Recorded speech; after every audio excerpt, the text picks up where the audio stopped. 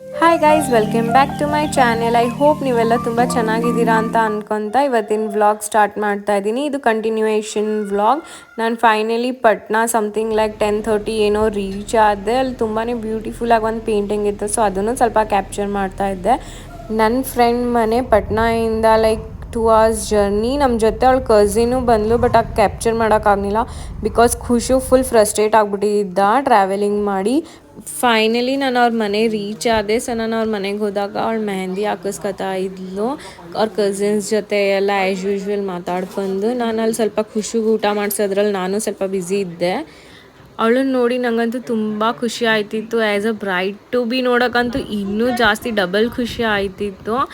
ನಾನಂತೂ ಅಲ್ಲಿಗೆ ಹೋದ್ಮೇಲೆ ಖುಷಿಗೆ ಊಟ ಮಾಡಿಸಿದ್ಮೇಲೆ ಏನೂ ಮಾಡಲಿಲ್ಲ, ಬರೀ ಅವಳ ಜೊತೆ ಕುತ್ಕೊಂಡು ಮಾತಾಡಿದ್ದು. ಆಮೇಲೆ ಅವರಮ್ಮ ಬೈದ್ಬಿಟ್ರು, ಫಸ್ಟ್ ಬಂದು ಊಟ ಮಾಡಿ ಆಮೇಲೆ ಮಾತಾಡು ಅಂತ.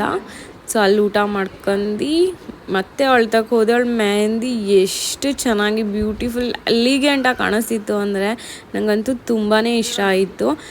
ಇಲ್ಲಿ ನೋಡ್ತಾ ಇದ್ದೀರಲ್ಲ, ಅವ್ರು ರೋಶ್ನಿ ಅವರಮ್ಮ, ಅವಳ ತಂಗಿ, ಅವನ ತಮ್ಮನೂ ಸಹ ರೋಶ್ನಿಗೋಸ್ಕರ ಮೆಹಂದಿ ಹಾಕಿಸ್ಕೊಂಡಿದ್ದ ಅವಳ ಖುಷಿಗೋಸ್ಕರ. ಲೈಕ್ ನನಗಂತೂ ತುಂಬ ಇಷ್ಟ ಆಯಿತು ಆ ವಿಷಯ, ಅಕ್ಕಂಗೋಸ್ಕರ ಅಷ್ಟೊಂದು ಮಾಡೋದು.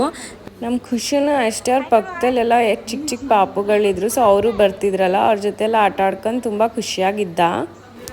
ನಾನು ಸಹ ಅಲ್ಲಿ ಹೋದ್ಮೇಲೆ ಮೆಹಂದಿ ಹಾಕಿಸ್ಕೊಂಡೆ. ತುಂಬ ಗ್ರ್ಯಾಂಡಾಗಿ ಏನು ಹಾಕಿಸ್ಕೊಳ್ಳಿಲ್ಲ, ತುಂಬಾ ಸಿಂಪಲ್ಲಾಗಿ ಹಾಕಿಸ್ಕೊಂಡಿದ್ದೆ. ಮೆಹಂದಿ ಎಲ್ಲ ಹಾಕಿಸ್ಕೊಂಡ್ಮೇಲೆ ಅದ್ರ ಸ್ವಲ್ಪ ಶೂಟ್ ಮಾಡ್ಕೋತಾ ಇದ್ದೋ. ಅಲ್ಲಿ ನೋಡ್ತಾ ಇದ್ದೀರಲ್ಲ, ಅವಳು ರೋಶ್ನಿ ಕಝಿನ್, ಅವಳದು ಯೂಟ್ಯೂಬ್ ಚಾನೆಲ್ ಇದೆ, ನಿಯಾ ರಾಜ್ಪೂತ್ ಅಂತ. ಹಿಂದಿ ಅರ್ಥ ಆಗೋರು please go and subscribe to her channel. ಇಲ್ಲಿ ನೋಡ್ತಾ ಇದ್ದೀರಲ್ಲ, ಇದು ನನ್ನ ಕೈ. ಸೊ ಅಲ್ಲೆಲ್ಲ ನನ್ನ ಮುಂಬೈ ಫ್ರೆಂಡ್ಸ್ ಎಲ್ಲ ನಂಗೆ ವೀಡಿಯೋಸ್ ಕಳಿಸ್ತಾಯಿದ್ರು ಹೊಟ್ಟೆ ಉರ್ಸೋಕ್ಕೆ, ಯಾಕಂದರೆ ನಾನು ಅವ್ರ ಜೊತೆ ಇತ್ತಿಲ್ಲ ಅಂತ. ಅವರೆಲ್ಲ ಫುಲ್ ಎಂಜಾಯ್ ಮಾಡ್ಕೊಂಡು ಬರ್ತಾಯಿದ್ರು. ಗೈಸ್, ಇನ್ನೊಂದೇನು ಗೊತ್ತಾ, ಹುಡುಗ ಆಗಲಿ ಹುಡುಗಿ ಆಗಲಿ ಇಡೀ ಫ್ಯಾಮಿಲಿ VR ಅಂತ ನಾವು ಮೆಹಂದಿ ಹಾಕಿಸ್ಕೊಂಡಿದ್ರು. ಪ್ರತಿಯೊಬ್ಬರ ಕೈಯಲ್ಲೂ VR ಇತ್ತು. ಮುಂಬೈಯಿಂದ ಇನ್ನೂ ನನ್ನ ಫ್ರೆಂಡ್ಸ್ ಬಂದಿತ್ತಿಲ್ಲ ಅಂತ ರೋಶ್ ನಂಗೆ ಇಡೀ ಮನೆ ತೋರಿಸ್ತಾಯಿದ್ರು. ಅವ್ರ ನೆಂಟ್ರ ಜೊತೆ ಎಲ್ಲರ ಜೊತೆನೂ ನನ್ನನ್ನು ಪರಿಚಯ ಮಾಡಿಸ್ತಾಯಿದ್ಲು. ಆಮೇಲೆ ಅವ್ರ ಕಡೆ ಎಲ್ಲ ಸ್ವೀಟ್ಸ್ನ ಅವರು ಬೇಕ್ರಿಯಿಂದ ತರಿಸಲ್ಲ, ಅವ್ರ ಮನೇಲೇ ಮಾಡಿದ ಸ್ವೀಟ್ಸ್ ಇವೆಲ್ಲ. ಹಣ್ಣು ಸಹ ತರಿಸಿದ್ರು, ಲೈಕ್ ಗಂಡಿನ ಮನೆಯವ್ರಿಗೆಲ್ಲ ರಿಟರ್ನ್ ಗಿಫ್ಟ್ಸ್ಗೆ. ನಮ್ಮ ಖುಷಿ ಅಂತೂ ಅದರಲ್ಲಿ ನಂಗೆ ಈ ಹಣ್ಣು ಬೇಕು ಆ ಹಣ್ಣು ಬೇಕು ಅಂತ ತೋರಿಸೋದ್ರಲ್ಲೇ ಇದ್ದ. ಆಮೇಲೆ ಅವ್ರ ಕಡೆ ಸ್ವಲ್ಪ ಜ್ಯುವೆಲರೀಸ್ ಎಲ್ಲ ಮಾಡಿಸಿದ್ರು ಹುಡುಗಂಗೆ ಅಂತ. ಸೊ ಅದನ್ನು ಅವ್ರ ಫ್ಯಾಮಿಲಿ ಮೆಂಬರ್ಸ್ ತೋರಿಸ್ತಾ ಇದ್ರು. ಅವ್ರ ಕಡೆ ಇದೆ ಸ್ವಲ್ಪ ನೆಂಟರಿಗೆಲ್ಲ ತೋರಿಸ್ತಾರೆ ಅಂತ, ಸೊ ನನಗೂ ತೋರಿಸ್ತಾ ಇದ್ರು. ನಾನು ನೋಡಿದೆ. ನೋಡಿ, ಫೈನಲಿ ಇದು ಎಂಗೇಜ್ಮೆಂಟ್ ರಿಂಗ್ ವಿಶಾಲ್ಗೆ. ಆಮೇಲೆ ಸಂಜೆ 8 ಗಂಟೆ ಆದಾಗ ನನ್ನ ಫ್ರೆಂಡ್ಸ್ ಎಲ್ಲ ಬಂದಿದ್ದು. ಅದು ಸ್ವಲ್ಪ ಕ್ಲಿಪ್ಪಿಂಗ್ಸ್ ಇದೆ ನೋಡಿ. ನಾವೆಲ್ಲ ಒಂದೇ ರೂಮಲ್ಲಿ ಮಾತಾಡ್ಕೊಂಡು ಎಂಜಾಯ್ ಮಾಡ್ಕೊಂಡು, ಲೈಕ್ ಲಿಟ್ರಲಿ 2 ವರ್ಷ ಆಗೋಗಿತ್ತು ಇವರೆಲ್ಲರೂ ಸಿಕ್ಕಿ. ಇಲ್ಲಿ ಹಾಯ್ ಮಾಡ್ತಾ ಇದ್ದಾಳಲ್ಲ, ಇವಳು ಕಝಿನು, ಇವಳು ಮುಂಬೈಯಲ್ಲೇ ಇದ್ಲು. ಸೊ ನಮಗೆಲ್ಲ ತುಂಬ ಚೆನ್ನಾಗಿ ಪರಿಚಯ. ಇವರೆಲ್ಲ ಫ್ರೆಂಡ್ಸು. ಇವನಂತೂ ನಮ್ಮ ಗ್ರೂಪಲ್ಲಿ ಲೈಕ್ ಕಾಮಿಡಿ ಪೀಸು. ಇವನು ಎಲ್ಲರಿಗೂ ಸ್ಟೇಟ್ ವೈಸ್ ಇಂಟ್ರೊಡ್ಯೂಸ್ ಮಾಡ್ತಾಯಿದ್ದ ನನ್ನ ವ್ಲಾಗಿಗೆ.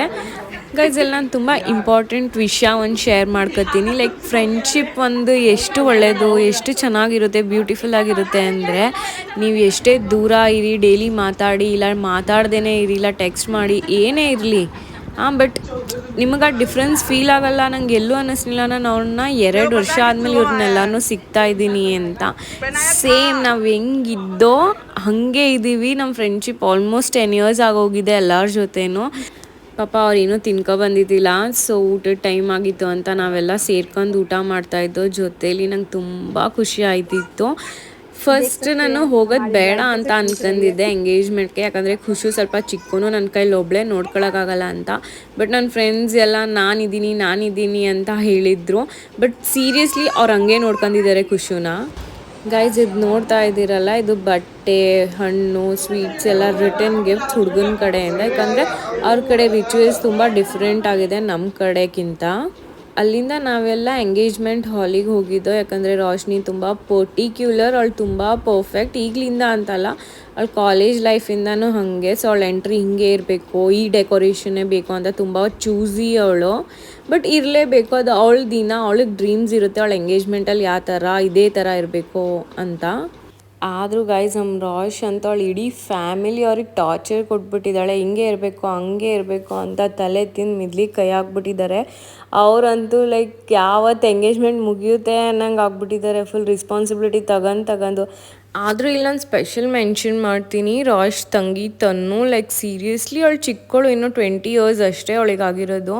ಅವಳಂತೂ ಎಷ್ಟೊಂದು ರೆಸ್ಪಾನ್ಸಿಬಿಲಿಟಿ ತಗೊಂಡು ಡೆಕೋರೇಷನ್, ಅವಳ ಎಂಟ್ರಿ ಎಲ್ಲ ನೋಡ್ಕೊಂಡಿದ್ದು ಅವಳೇ.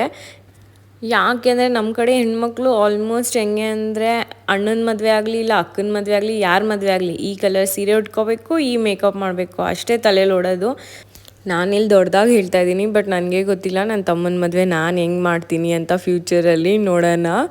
ಇಲ್ಲಿ ನೋಡ್ತಾ ಇದ್ದೀರಾ, ಇದು ಬುಫೆ ಏರಿಯಾ, ಇಲ್ಲೇ ಫುಲ್ ಊಟಕ್ಕೆಲ್ಲ ಅವರು ರೆಡಿ ಮಾಡೋದು. ಅದು ನಾನು ನೆಕ್ಸ್ಟ್ ವ್ಲಾಗಲ್ಲಿ ತೋರಿಸ್ತೀನಿ.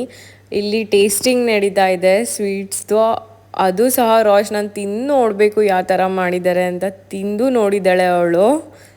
ಅದೇ ನಾವೆಲ್ಲ ನಗಾಡ್ತಾ ಇದ್ದೋ, ಇಷ್ಟೊಂದು ಪರ್ಟಿಕ್ಯುಲರಾಗೂ ಇರಬಾರ್ದಿತ್ತು ನೀನು ಅಂತ. ನಾವು ಸಹ ಸ್ವೀಟ್ನ ಟೇಸ್ಟ್ ಮಾಡಿದೋ, ತುಂಬ ಚೆನ್ನಾಗಿತ್ತು ಗೈಸ್. ಇಲ್ಲಿಂದ ನಾವು ನಮ್ಮ ರೂಮಿಗೆ ಹೊಂಟೋದು. ಸೊ ಈ ವ್ಲಾಗ್ ಇಲ್ಲಿಗೆ ಎಂಡ್ ಆಗುತ್ತೆ. Please guys subscribe to my channel.